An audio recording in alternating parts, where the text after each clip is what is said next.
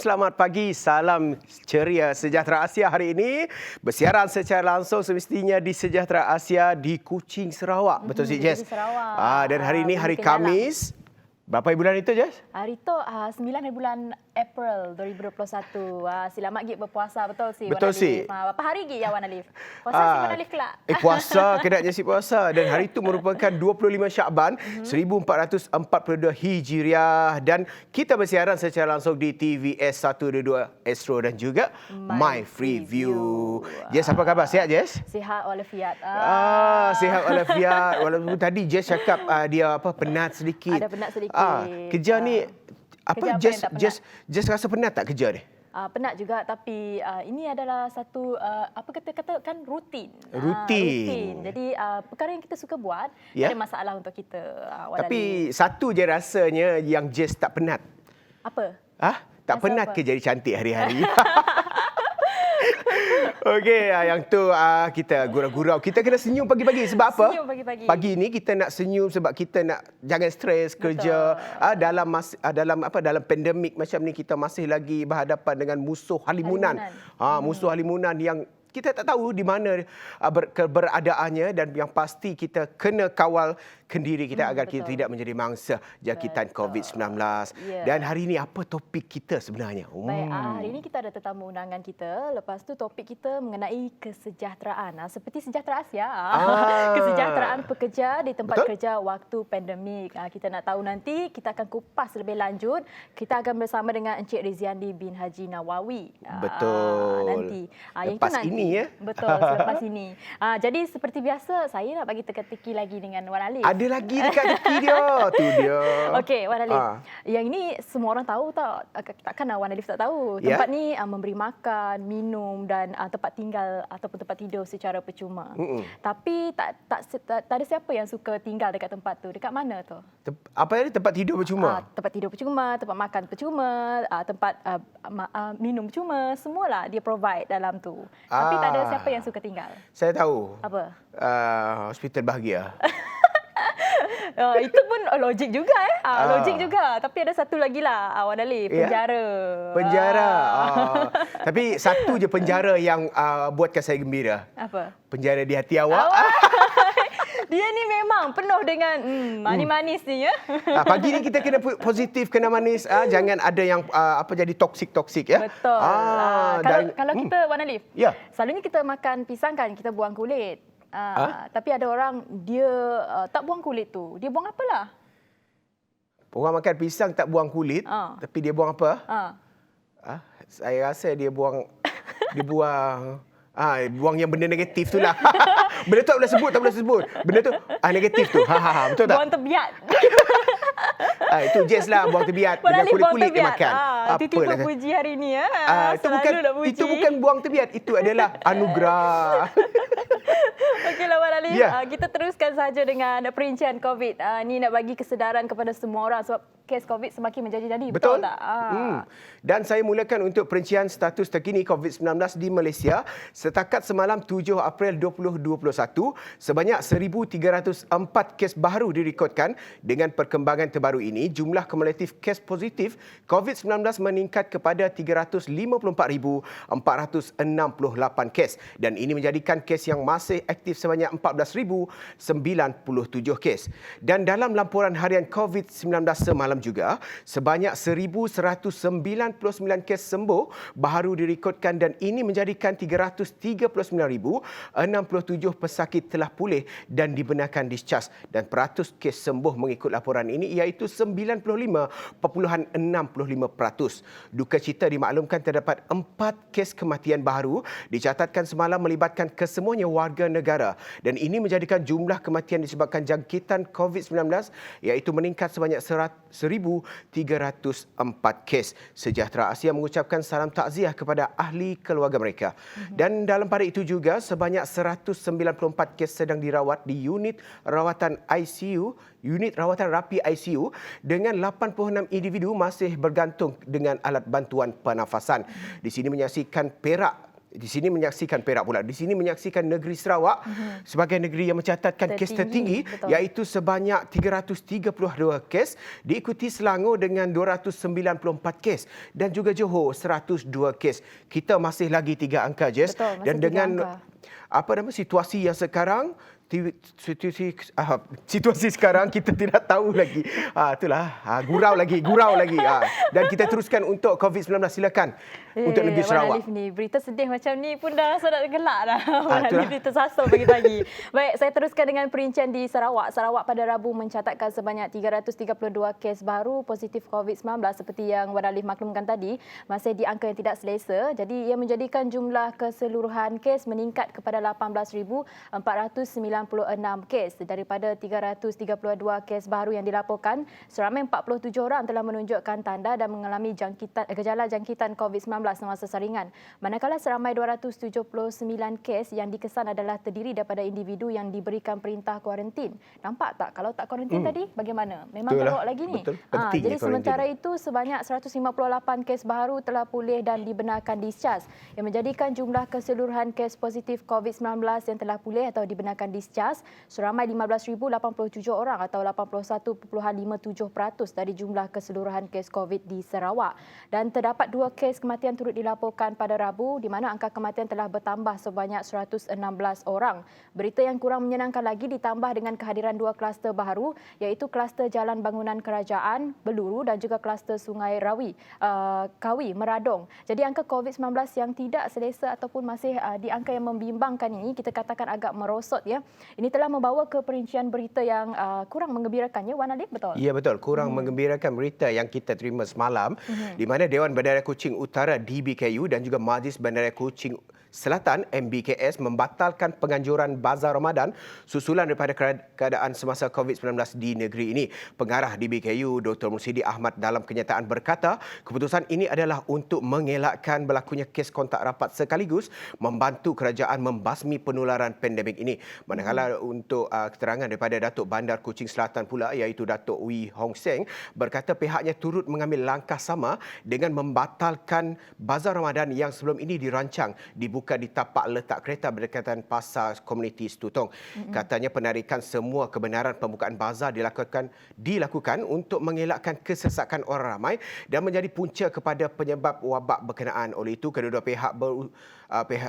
pihak berkuasa tempatan tersebut menyeru masyarakat untuk mengambil dan juga mematuhi SOP yang telah pun dikeluarkan. Walaupun benda ini dibatalkan, Jess, saya harap ianya dapat diterima oleh semua. Betul tak? Betul. Ini ada hikmahnya sebenarnya. Dan saya tambah lagi dekat sini, Wan Alif. Bukan setakat Bandaraya Kuching, tapi Majlis Bandaraya Miri, MBM, juga memutuskan untuk tidak meneruskan penganjuran Bazar Ramadan di dalam kawasan pentadbirannya tahun ini selepas mengambil kira keadaan semasa pandemik COVID-19 di Sarawak. Sebab memang kita nampak ketara yang peningkatan kes COVID-19 di Sarawak semakin meningkat. Betul tak? Jadi ini adalah untuk kebaikan semua pihak. Mungkin ada hikmah dan sekarang ni kita ada platform media sosial dan sebagainya. Gunalah sebaik yang mungkin. Betul tak, Wan betul. Alif? Ia langkah untuk kita dapat melandaikan lekuk COVID-19 ini. Betul. Dan untuk perincian seterusnya. Baik, kita beralih ke perkembangan seterusnya, di mana satu khabar gembira buat artis kesayangan kita, iaitu Datuk Siti Nurhaliza dijangkakan sambut kelahiran bayi kedua awal Ramadan nanti. Jadi umum tahu Tok T, umum tahu penyanyi nombor 1 Malaysia Siti Nurhaliza sedang hamil dengan anak keduanya. Dalam satu wawancara dengan stesen radio masa tu, Siti Nurhaliza yang kini mesra disapa sebagai Tok T, mendedahkan anak keduanya itu sebenarnya kembar kepada anak sulung beliau, iaitu Siti Afia. Betul. Tok T hamil dengan Siti Afia 3 tahun lalu melalui proses IVF, iaitu in vitro fertilization atau persenyawaan, sekitar 3 tahun lalu. Namun begitu, beliau telah mengikuti nasihat doktor ketika itu untuk tidak melakukan prosedur tersebut pada masa yang sama. Kalau tak, memang kembarlah kepada anak dia tadi. Mungkin ini adalah kebaikan untuk dia juga. Dan diharapkan segala usaha dan segala gerak kerja ataupun perancangan kedua-dua pasangan ini dipermudahkanlah. Berjalan dengan lancar juga, Wan Alif. Betul. Dan topik kita sangat menarik hari ini tentang kerja, kesejahteraan di tempat kerja kita. Tapi nak tahu lebih lanjut apa mengenai dan siapa tetamu kita pada hari ini, kita kembali selepas ini. Tetap bersama kami di Sejahtera Asia.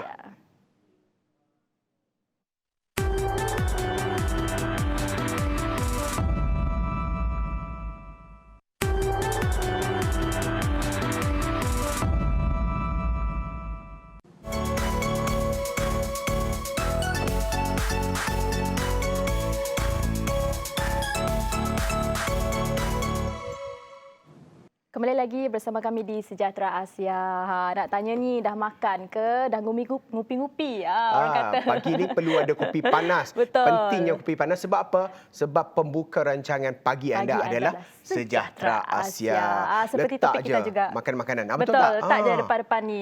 Sini je tak boleh letak lah. Dekat rumah boleh lah. Dekat office ke ada mana-mana Tapi saja. jangan lupa tag Sejahtera Asia. Betul. Upload gambar hashtag Sejahtera Asia. Kongsilah dengan kami apa yang anda breakfast pagi ni. Tag saya dan Jess pun boleh juga. Dan juga tajuk kita pada hari ini adalah mengenai kesejahteraan pekerja di tempat kerja waktu pandemik. Kita akan bersama dengan Cik Riziandi bin Haji Nawawi nanti sebentar nanti, tapi kita nak ulas sedikit isu penindasan pekerja kebelakangan ini tidak asing lagi dalam masyarakat. Saban hari kedengaran ada je yang dibuang kerja serta timbul rintihan pekerja mengenai layanan majikan terhadap mereka.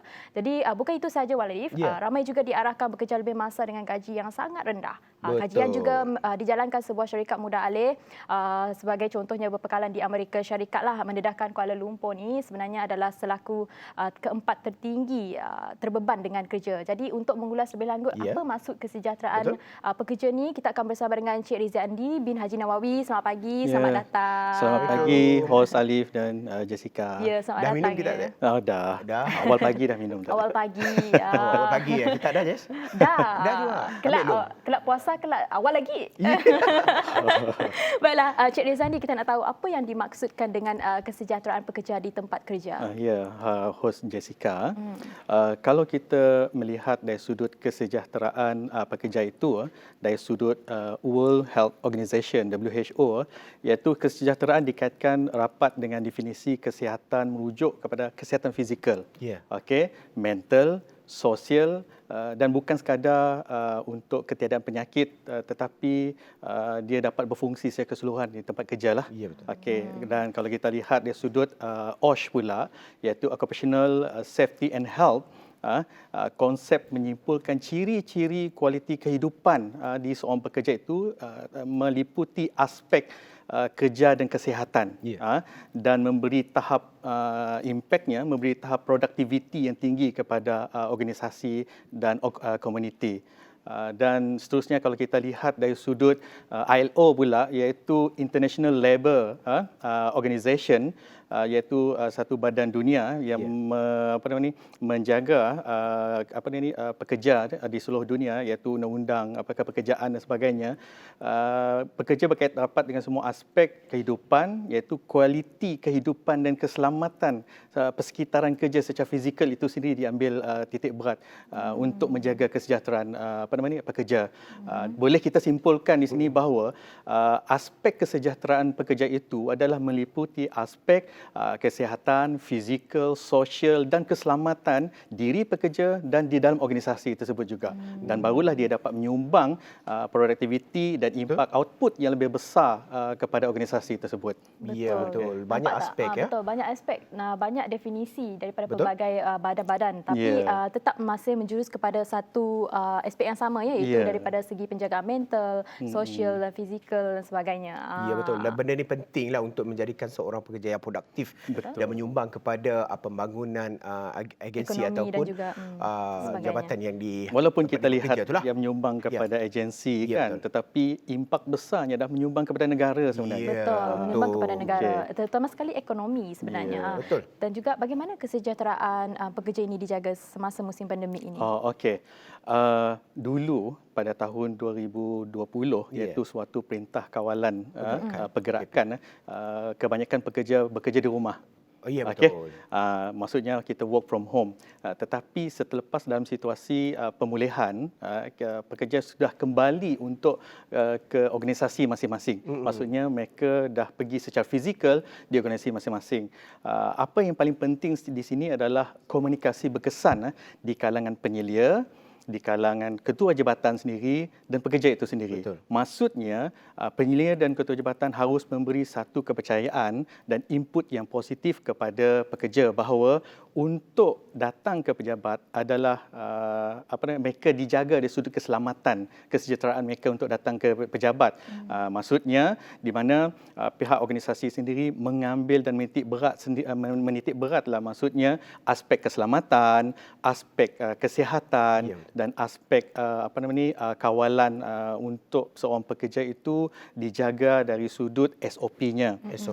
Dan kalau kita lihat sekarang ini, kalau kita tengok SOP daripada Majlis Keselamatan Negara, Jawatankuasa Bencana Keselamatan Negeri di peringkat Negeri Sarawak dan Kementerian Kesihatan Malaysia, iaitu kalau mereka datang ke pejabat, biasanya pihak organisasi mestilah memastikan penjarakan fizikal itu 1 meter di kalangan pekerja dengan pekerja yang lain. Maksudnya ada space untuk supaya mereka dijaga dari sudut keselamatan untuk mengelakkan jangkitan. Selain daripada itu juga, para pekerja digalakkan untuk mendaftar aplikasi MySejahtera. Maksudnya bila mereka masuk je di pejabat, mereka mesti mendaftar MySejahtera untuk mengesahkan mereka hadir di tempat tersebut dan keberadaan mereka disebut dipantau dan sebagainya. Dan selain pada itu juga di premis-premis menyediakan iaitu sanitizer. Sebelum mereka masuk, mereka disanitizer dan diambil suhu badan. Dan mana-mana pegawai ataupun pekerja yang suhu badannya 7.5 darjah Celsius tidak dibenarkan masuk. Dan di sini diingatkan juga iaitu ketua jabatan ataupun penyelia, mana-mana pegawai ataupun pekerja mereka dalam situasi kondisi yang kurang sihat, maka mereka tidak digalakkan untuk datang ke pejabat. Di sini juga tanggungjawab kita sebagai seorang pekerja harus jujur dengan penyelia dan organisasi. Kalau kita rasa kita ada simptom ataupun kurang sihat dan sebagainya, kita kena maklumkan kepada penyelia dan ketua jabatan supaya kita tak nak kita adalah merupakan penyebab kepada jangkitan kluster baru dan sebagainya di organisasi dan sebagainya. Dan jangan pula buat tinggi pula suhu. Buat demam tak nak turun pula. kejar Tak nak turun kejar pula. Itu yang masalah. Ada. Adakah atau pernah buat ni? Tak pernah buat lah, tapi memang ada. Sebab saya pernah terbaca juga dekat laman sosial kita. Dan juga sebab kita tahu juga seterusnya nanti mengenai apa halangan untuk kembali ke tempat kerja pada waktu pandemik. Sebab setiap organisasi memang ada halangan. Semasa pandemik ni. Betul, memang halangan lah. Sebab kadang-kadang benda ni bila kita dah dalam tempoh PKP dari bulan 3 sehingga penghujung Disember 2020, rasa dia terlain bila masuk balik ke office. Rasa lain-lain. Rasa lain-lain lah. Macam ingat tak ingat je jalan nak pergi office. Tapi ingat nak tahu lebih lanjut. Betul tak? Tak tahu nak buat kerja macam mana. Kena buang kan. Okey. Dan lepas ini kita masih lagi banyak soalan yang akan kita tanya dengan tetamu kita. Kita berehat sebentar dan kembali selepas ini. Tetap bersama kami di Sejahtera Asia.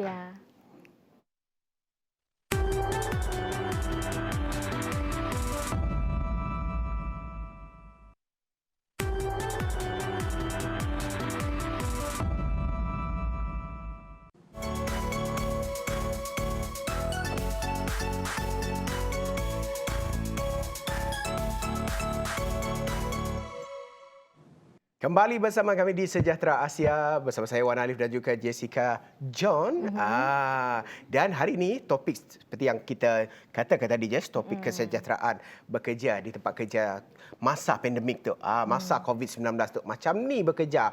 Sebab benda tu dah lama, tetapi hari tu tetamu kita tadi merupakan tetamu yang pernah kita undang untuk berkongsi Sejahtera Asia melalui virtual, iaitu Zoom, aplikasi Zoom. Dan StreamYard, Zoom Indah, lupa kami. Yalah, tapi sedanya lupa sebenarnya adalah saru saja kata orang Sarawak. Okey, dan hari ini beliau bersemuka dengan kita di Sejahtera Asia selepas berpindah daripada Putrajaya ke Negeri Sarawak. Betul sih, Jess? Betul. Dan hari itu kami nak tanya. Hari pertamanya di situ. Dan seperti sudah maklum, nya dah balik ke Negeri Sarawak. Memang ada halangan ataupun cabaran. Datuk yang kami nak sentuh. Apakah halangan serta cabaran kembali ke tempat kerja waktu pandemik tu, Tuan? Okay. Terima kasih Hos Halif. Biasanya apabila waktu pandemik kan kita biasa untuk bekerja di rumah. Ya. Okey, dalam jangka masa yang lama. Dan untuk makluman, masih organisasi sekarang ni setengah-setengah organisasi masih mengamalkan bekerja daripada rumah.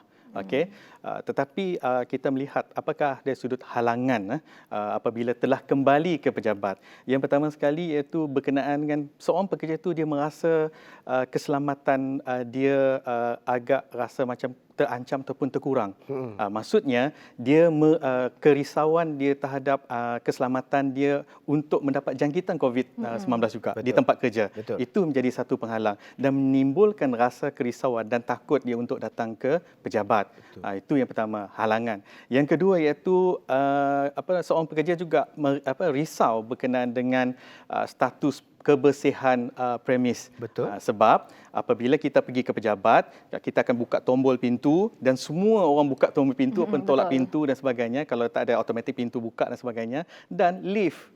Kan semua tekan lift. Sebab itulah kalau kita pergi ke organisasi sekarang ni kita akan lihat tingkah laku pekerja sekarang ni dia menggunakan tisu. Sebelum nak masuk office dia dah siap tisu sebagai pelindung tangan untuk buka pintu. Betul. Dan tekan lift dan sebagainya.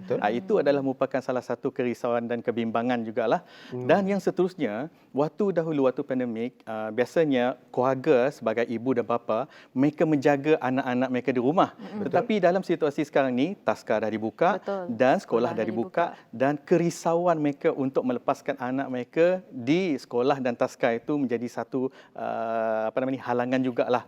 Mereka mungkin risau takut keselamatan anak mereka, takut dijangkiti di tempat mereka bersekolah ataupun di taska. Dan yang seterusnya halangan yang biasanya common sekarang ni iaitu sekarang ni semua prosedur dan proses sistem baru.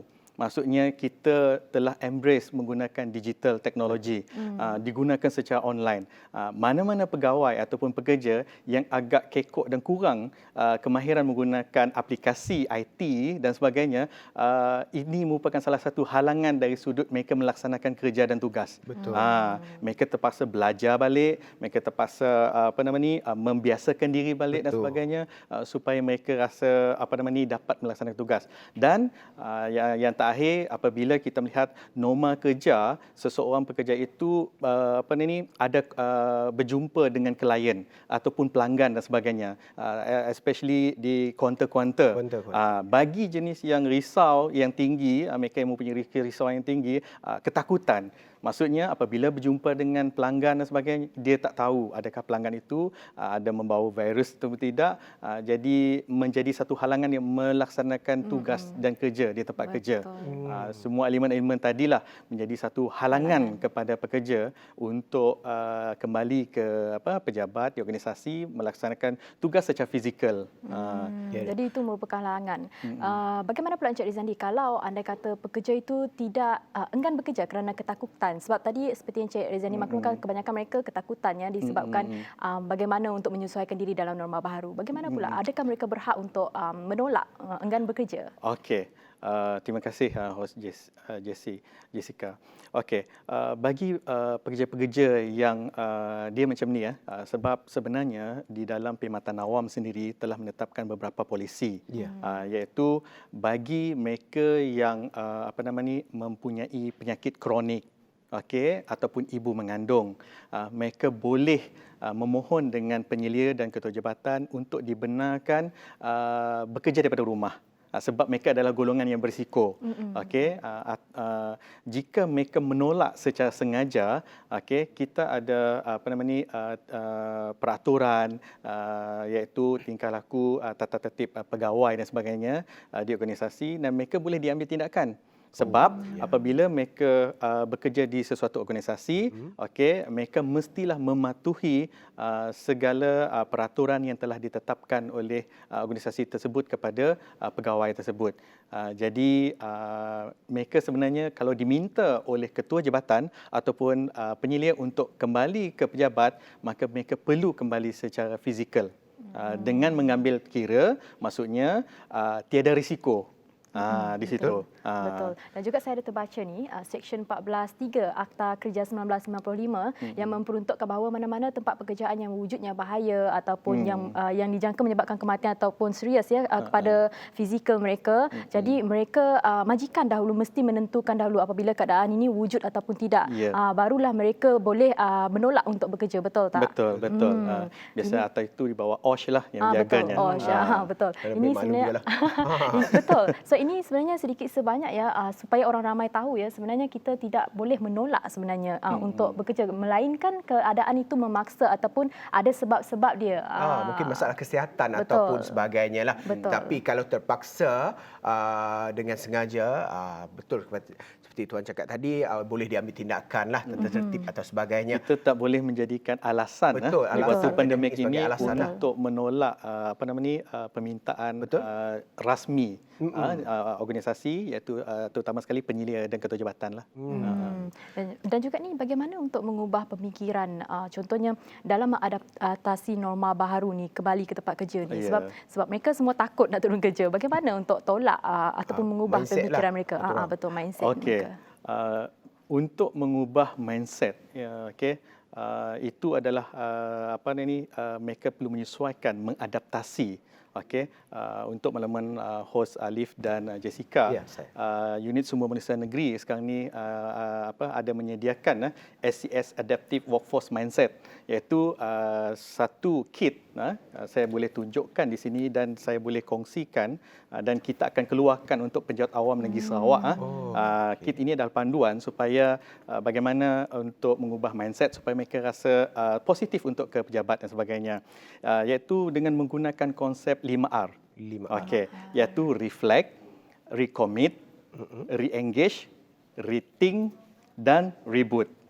Apa yang kita maksudkan dengan reflect itu sendiri iaitu untuk mengubah mindset untuk kembali secara positif di pejabat. Membawa maksud iaitu kita sebagai seorang pekerja ni harus mengkaji semula apa-apa strategi yang berkesan dalam situasi pandemik ini, melalui apa yang telah kita pelajari melalui norma baru. Contohnya, dalam norma baru ni kita mengelakkan perjumpaan secara fizikal.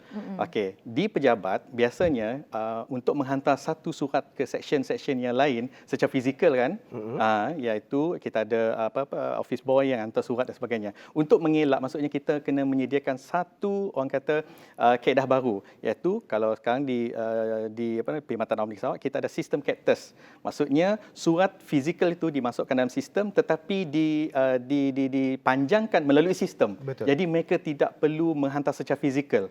Setiap orang akan dapat maklumat yang nak disampaikan itu. Itu merupakan satu situasi baru bagi mereka yang baru nak menggunakan sistem. Tetapi mereka tak ada pilihan dan mereka kena melihat ini satu yang positif dalam situasi pandemik dan mereka kena menggunakan. Betul. Yang seterusnya itu recommit. Tersasul sikit. Recommit maksudnya dengan dah ada sistem disediakan, mereka kena bersifat positif, iaitu mereka hendaklah menjadikan itu merupakan satu fokus dan prioriti di dalam urusan kerja baru, dalam norma baru dan sebagainya. Sebab itu mereka kena bersedia untuk belajar menggunakan sistem tersebut. Dan yang seterusnya iaitu re-engage. Re-engage iaitu kesediaan untuk melibatkan diri untuk diberi tugas baru. Maksudnya mereka dah belajar sistem yang baru di pejabat dan sebagainya, dan mereka kena menyelesaikan diri dengan sistem tersebut, recommit tadi, dan sehingga mereka mampu beradaptasi dengan sistem dan mereka boleh menggunakan sistem itu secara skillful lah, maksudnya mahir dan menjadikan satu amalan baru di dalam organisasi, semuanya secara online dan sebagainya. Mereka mampu beradaptasi tadi. Dan yang seterusnya iaitu rethink, iaitu pemikiran semula apabila mereka sudah mahir. Di sini rethink maksudnya mereka telah orang kata kreatif Contohnya, waktu mula PKP, kita menggunakan sistem Zoom je untuk bersemuka kan. Betul. Tetapi apabila kita kreatif, mulalah kita dah pandai pakai Webex, kita dah pakai Google, dah kita pakai Google Meet dan sebagainya. Google Meet, Google Meet dan sebagainya. Maksudnya kita dah kreatif dalam melaksanakan tugas yang baru tadi. Dan reboot maksudnya pekerja perlu menstruktur semula, menyesuaikan keperluan organisasi itu dengan proses kerja baru, dengan norma baru, dan dia melengkapkan dirinya dengan kompetensi tersebut. Maksudnya dalam proses perubahan untuk adaptasi situasi norma baru ini, dia mampu untuk mengubah mindset dan cara kerjanya dengan mudah. Wow, itu dia 5R dia tadi ya. 5R yang Hafal tak dikongsikan. Wan Alif? 5R. 5R. Saya rebook, lepas tu Reflect, recommit, re-engage, re-engage, rating, reboot betul, juga.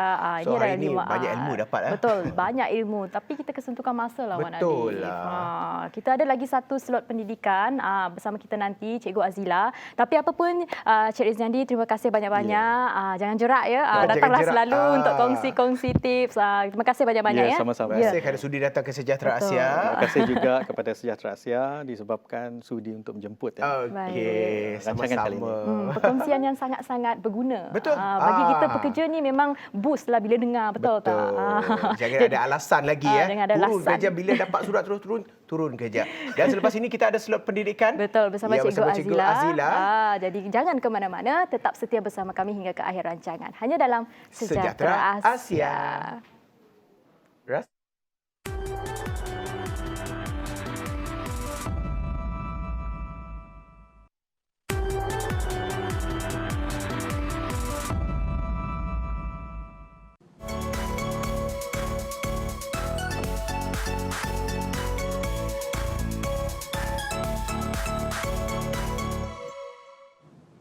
Satu, dua, tiga, empat, lima. Aduh, Dah mula dah. Aku lupa lah kembali bersairan Siap. bersama Sejahtera Asia untuk slot pendidikan dengan Slot Cikgu pendidikan Cikgu Azila. Azila. Aku lupa lah tadi tu aku kira je dari tadi aku Nanti kira. bagi tahu cikgu, biar cikgu biar dia duduk atas kerusi. Duduk atas berdiri atas kerusi. Memang duduk atas kursi dia, Jess. Okey, Selamat kita- pagi Cikgu Azila. Selamat pagi. Good morning teacher. Good morning. Selamat pagi. Saya dengar ada orang dah start mengira guna betul. tangan Dia dah tadi. lupa. Risau ni cikgu. Lupa formula. Okey, kita terus ke soalan. Cikgu buat apa tu? Saya bawa ni tengok soalan ni Dah sedia soalan. Takut kita tak hafal soalan ya. Kita hafal jawapan je. Jawapan dah. Apa jawapan je? Okey. Saya teruskan dengan Teruskan, soalan. cikgu. Betul. Banyak kita nak belajar pagi ni. Betul, cikgu. Okey. Tak sabar Okey. dah, cikgu. Kita nak mengajar lagi, nak menghukum budak tak hafal sifir lagi. Wadah guna jari tadi kan. Okey. So, soalannya, ini penyelesaian masalah lah. Okey, Ya. soalan penyelesaian masalah dia ada cerita sikit. Bila dia ceritanya contoh soalan ini. Jess mana pula ni? Bukan Jess di sini ya. Jess dekat tempat lain. Jess memiliki wang sejumlah RM3,000. Ambil dahulu kaya. dia punya RM3,000. info RM3,000 Dia punya ni Jess menyimpan 1/4 daripada wang miliknya, simpan 1/4. Untuk membuat pembayaran komitmen bulanan pula, Jess menggunakan 25% daripada jumlah wangnya, manakala selebih untuk perbelanjaan. Berapa wang yang digunakan untuk perbelanjaan? Okey, soalan macam ni dikategorikan sebagai soalan senang. Okey, sebab dia straight to the point. Senang sahaja. Dia kata apa tadi? Berapa digunakan? 1/4 daripada digunakan untuk simpan. 1/4 ini dia simpan. Just Kita keluarkan duit kumpul KBSP dahulu dia punya info. Bukan Jess ni. Tadi cikgu cakap Jess lain. Jess Dia tanya lain. saya, Ingat cikgu, saya keluarkan KWSP ke? Dia boleh tanya macam tu. Ini Jess lain. Jess lain lah, Wan. Jess dekat Afrika. Hari tu gas dari Zimbabwe. Oh, gas dari Zimbabwe. Kenapa Jess dekat Afrika pula? Jess lain. Memang layak cikgu. Teruskan cikgu. Untuk membuat pembayaran komitmen, Jess menggunakan 25% daripada wangnya. 25% ini kan pecahan. 25% kalau kita buat dalam pecahan 25 per 100. macam ni je. Okey. Lepas tu saya akan permudahkan kita akan dapat 1/4 juga. Betul. Lambatlah. Masa nak kecil-kecilkan lagi. Tak apa. Yang ni kita boleh guna kalkulator sebenarnya. Okey. 1/4 digunakan untuk apa ni tadi? Untuk komitmen bulanan. Dia bayar apa? Bayar apa ni? Bayar apa tu, Jess? Bulanan. Bayar kereta bayar mungkin, hutang. bayar motosikal mungkin. Bayar hutang kawan-kawan dia. Hutang kawan-kawan. Yang ni komitmen lah. Okey. So, komitmen. Okey, lepas itu selebihnya pula untuk perbelanjaan baki. Okey, soalan macam ni, dia punya kata kunci senang. Dia kata 1/4 daripada wang miliknya. Daripada tukar kepada darab. Okey. Wang miliknya berapa? Wang miliknya 3,000. Yang ni senang sahaja, 3,000. Dia tak macam yang hari tu ada baki. Yang ni biasa. Lepas tu dia kata 25% daripada wang miliknya, kan dekat soalan daripada wang miliknya. Terus 1/4 daripada tukar kepada darab daripada wang miliknya. Lepas tu dia tanya, baki ni adalah untuk perbelanjaan. Okey, apabila ini untuk perbelanjaan, senang sahaja. First is that kita carilah 1/4 daripada 3,000 ini berapa. Okey, yang ni saya buat cepat sahaja. 1/4 times 3,000 kita akan dapat RM750. Saya celok. Okey, saya tak kata dia suruh cek saya tak kata dia sendiri cek Betul. Seterusnya 1/4 from 3,000 sama jugalah 750. Okey. Betul sih, Dek? Betul. Okey.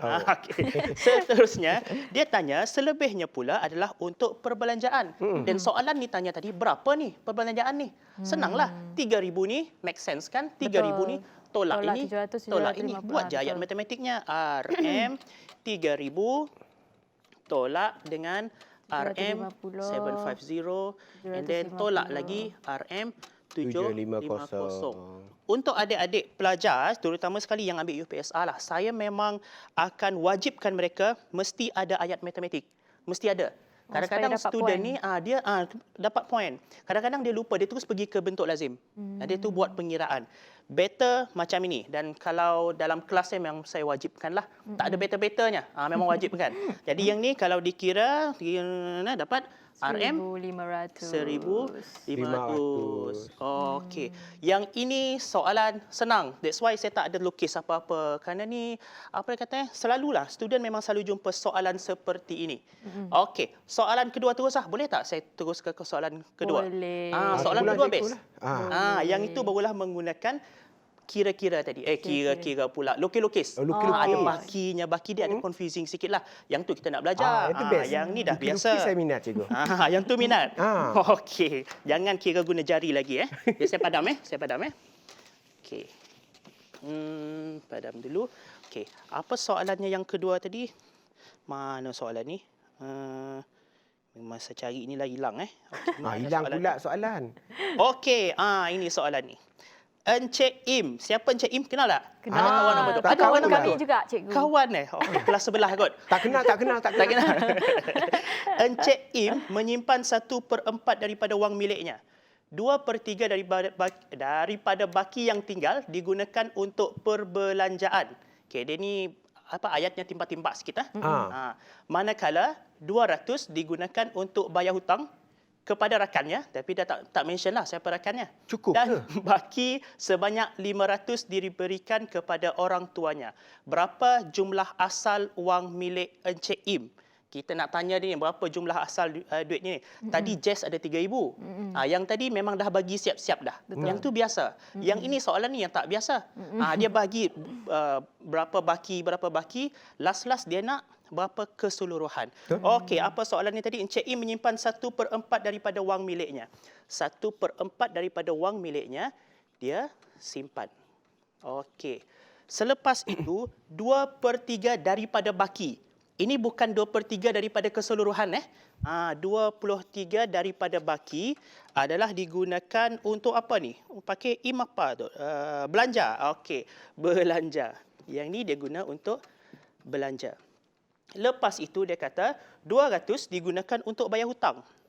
Ada RM200 untuk bayar hutang. Hutang apa Cik Im ni? Bagus ah.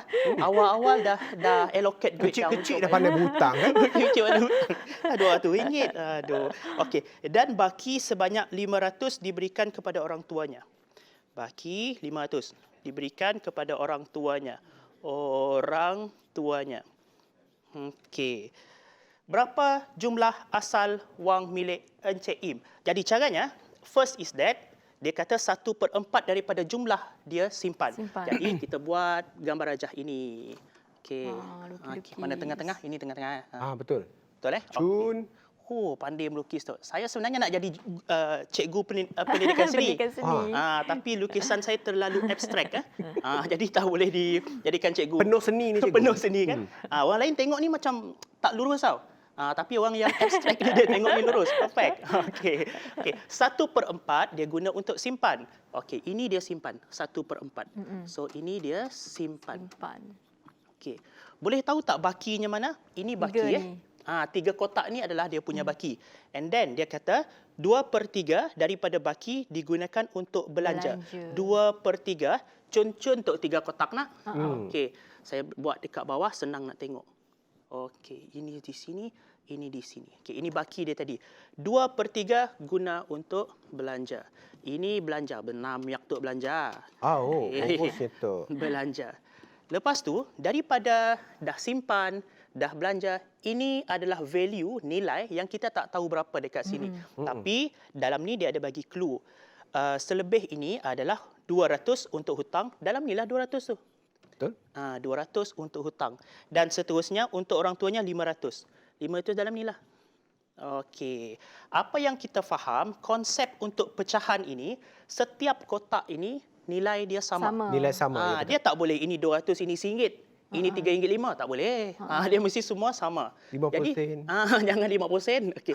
Jadi dalam satu kotak ni ada berapa? Ada berapa?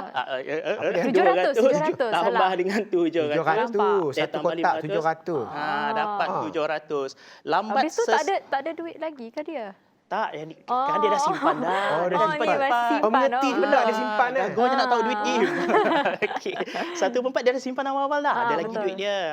Bijak juga dia, Jess. 700 juga. ingat dia. So, Bijak dia. yang dalam satu kotak ini adalah 700. Macam mana dengan kotak ni? 700 juga. 700. Ini macam mana? 700. Sama 700. Jadi kita dah boleh tahu setiap kotak ini ada 700. Ini 700, 700. 700, ini pun 700. Maksud dia ada 700. Kita ada dah boleh simpan. tahu dia setiap bulan dia ada simpan duit 700. Betul. Kalau kita nak minta hutang apa, kita boleh cari Im lah. Betul.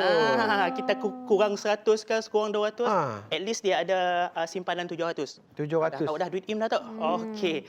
Jadi di sini jumlah 2,800. ui cepatnya.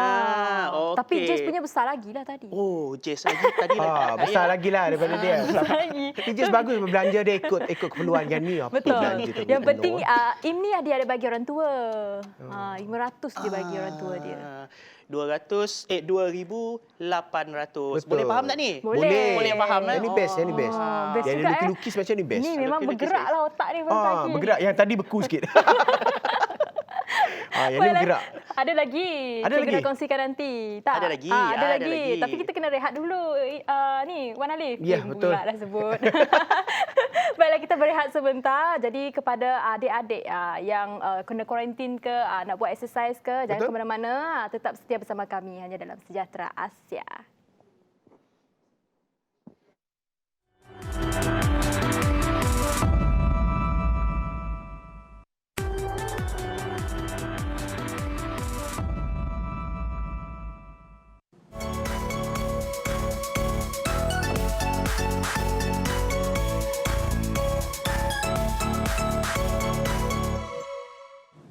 Okey, terima kasih kembali bersiaran bersama kami di Sejahtera Asia untuk blok yang terakhir ini. Yes, saya dah pakar dah matematik. Boleh jemput lah untuk siapa-siapa cikgu yang ambil pakar. MC ke apa. 3 dalam 2 berapa?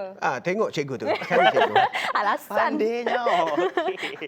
So, dalam kelas, mana-mana pun kita mengajar, mana-mana cikgu pun, dia akan setuju dengan saya kalau saya kata, student ni at first, kalau kita dah terangkan, kita tanya, boleh faham semua? Boleh. Boleh. student saya 2 orang ni pun semua cakap boleh. Boleh. Tapi kita tak tahu sebenarnya dia boleh ke tak. Tak apa, kita ulang Kita sekali refresh, lagi. Penerangan sajalah. Kalau nak lukis lagi sekali, malas nak lukis sekali lagi. Tak payah lukis Ikutlah. juga. Saya ulangkan sikit. Dia kata tadi, Encik Im ini 1/4 daripada wangnya, itu penting daripada wangnya. Dia simpan. Jadi kita lukislah segi 4 ini and then buat 4 kotak sebab dia 1/4. Betul. Lorekkan 1/4. Yang ni dah belajar awal dah. Darjah 2, 3 dah belajar dah. Melorekkan. And then dia lorekkan 1 ini. So kita dah tahu dah 1 ini untuk simpan. Dan bakinya pula ada 3 kotak. Tadi belum ada nombor 700 ni. Dia kosong ni. Okay, lepas tu dia kata 2/3 daripada baki. Di situ dia punya keyword lagi daripada baki. Daripada ni lah. Bukan daripada semua lagi. Daripada 3 kotak ini. 2/3 belanja. So 2/3 ini kita lorekkan. Lepas itu dia punya clue dia lagi. Dia punya clue dia kata hutang 200 dan orang tuanya dia beri 500. So nilai-nilai ini adalah nilai yang berada dalam kotak kosong yang terakhir. Betul. Di situ menjadi kunci ni nanti. Macam mana kita nak kira sampai habis menyelesaikan masalah ini. Jadi ini 700, 200 tambah 500 That's why dapat 700. So semua ni memang dah tahulah ada 700. First tadi jumlah semua kotak ada 4. So darabkan sahaja 700 darablah Darab dengan 4 4. dapatlah RM2,800. Kurang 200 je daripada duit budak dari Afrika tadi. Betul. Budak Mereka kids jauh. tadi. Im ni dari Spanyol. Oh, ini Sepanyol. Saya buat soalan tak tahu jawab pula budak ni dari Sepanyol. Lepas tu Saya kenal dia. Saya Lepas kenal tu dia. cikgu buat soalan yang ada nama Wan dekat China. Oh, dari China. Nasib baik Nanti saya. next week kita cari pula dari mana. Okey, yang ni kita dah belajar. Apa kata kita macam minggu lepas Khamis sesi bersama dengan 2 orang pelajar ini. Seorang tu juga tak ada. Saya bawakan CV 11, 11. darab 11. Yang tu dah mahir dah kot, dah terror kot. Tapi budak sebelah saya ni cikgu, kawan saya ni masih juga cikgu. Sifat itu dia. kita tengok dia pakai jari tadi kan. Kalau belajar math ni, Ya, sebenarnya dia kalau ikutkan bayar sebenarnya jawab soalan ni. soalan bayar. Okey, hari ni kita tak nak lagi darab 11 lah. Sebab walaupun dah terror dah darab 11. Awak jangan terus. Okey. So, kita main dengan darab 5. Okey, kita dah belajar tapi dia mesti practice make perfect. Saya suka ulang-ulang. Darab 5 ini adalah satu pengiraan yang sangat penting dan dia membantu dalam pengiraan harian pun. Okey, 5 memang selalu keluar dalam mana-mana masalah pun. Okey, times 5. Kalau nombor single digit, 5 darab 5, 7 darab 5, ini senang. Sebab kita dah hafal sifir dah pun. Betul. Yang ada masalahnya sikit kalau nombor itu besar. Bermula dengan a 2-digit number. Nombor 2 digit. Nombor 2 digit, saya berikan contoh 24. 24 darab 5. So, dia punya teknik adalah nombor ini kita bahagikan 2. Bahagi 2. Okay, kita cari dia punya half of the number lah. Half of 24 adalah 12. 12. Okay. Belakang letak kosong saja. Betul. 120. 120. 120. Ada orang baru belajar ni. Ada orang baru belajar. Dia Betul. diam je. Satu dia tak diam ada, dia tak ada je idea. Apa Mana boleh jadi kosong belakang tu? Mesti Tak, dia tertanya ni. saya macam pernah tengok soalan ni tapi kat mana saya pun tak kerti lah. Contoh lagi. Betul, Saya bagi beri contoh contoh. lagi, cikgu. Nombor besar sikitlah. 36. 36 darab 5. Kalau pelajar sudah hafal sifir, especially sifir 2 lah, senang dia nak hafal ni, nak detect. 36 bahagi 2 adalah 18. Okey, belakang letak kosong saja. Mudah. Senang. Mudah sok mo. Mudah Orang lain baru nak tekan kalkulator, tangan baru macam ni. Tak ada. Dia dah dapat jawapan dah. Betul. Tak ada. 180. 180. Okey. Contoh lagi, 42 darab 5 pun bahagi 2. Kalau nombor macam ni lagi senang. 4 ni kan 2 bahagi 2 kan? Ya. 2 bagi 2 kan 1. 21. Belakang 21 letak kosong sahaja. Mudah. Dia dah sombong dah sekarang. Tak Tadi dia sombong. diam. Tadi diam. Mudah. Lepas ni saya ajar anak-anak murid saya. Pokok dapat dia boleh buat kelas tuition lepas ni. Lepas tu boleh ganti Cikgu kalau cuti Azila. maklum saya. Mana tahu kan nanti sakit perut ke apa kan. Maklum je saya. Boleh maklumkan. So bercari anak murid dia hilang. Cikgu, kita ada lebih kurang 2 minit. Cuba cikgu bagi nombor ganjil pun. Sebab saya perasan ni nombor yang genap ni saya kan. suka. Okey. Ini nombor genap. Senang, bahagi 2 sahaja. Kalaulah nombor ganjil. Kalau nombor ganjil. Contoh, saya ambil dekat dengan 24 lah. Dekat dengan 24 adalah 25. 25 darab dengan 5. Yang ini kita jangan bahagi 2. Betul. Cari masalah macam bagi 2. Susah. Okey. Kita bagi nombor sebelum kita dia. cari nombor sebelumnya. Apa nombor sebelumnya? 24. Ini tadilah 24. Nombor sebelumnya kalau ganjil cari nombor sebelum. Nombor yang sebelum itu yang kita bahagi 2. Bahagi 2 kan nombor sebelum. Tadi kan dah 1 2. 12. 5. 12. Cepatnya Excelnya 125. Okey.